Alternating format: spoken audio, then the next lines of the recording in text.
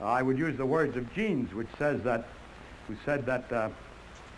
the great architect seems to be a mathematician. And for you who don't know mathematics, it's really quite difficult to get a real feeling across up to the beauty, or the deepest beauty of nature. C.P. Snow talked about two cultures. I really think that those two cultures are people who do and people who do not have had this, people who have had and people who have not had this experience of understanding mathematics well enough to appreciate nature once. It's too bad that it has to be mathematics, and that mathematics for some people is hard. When it's reputed, I don't know if it's true, that when one of the kings was trying to learn geometry from Euclid, he complained that it was difficult. And Euclid said that there's no royal road to geometry. And there's no royal road.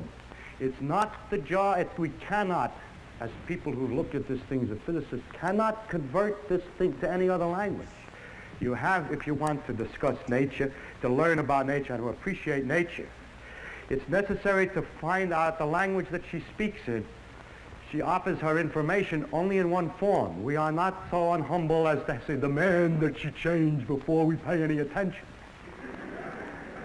It seems to me that it's like all the intellectual arguments that you can make would not in any way, or very, very little, will communicate to deaf ears what music, the experience of music really is. And all the intellectual arguments in the world will not convince those of the other culture. The philosophers who try to teach you by telling you qualitatively about this thing. Me, who's trying to describe it to you, which is not getting across because it's impossible. We're talking to deaf ears. And it's when it's perhaps that the horizons are limited, which permit such people to imagine that the center of the universe of interest is man. Thank you.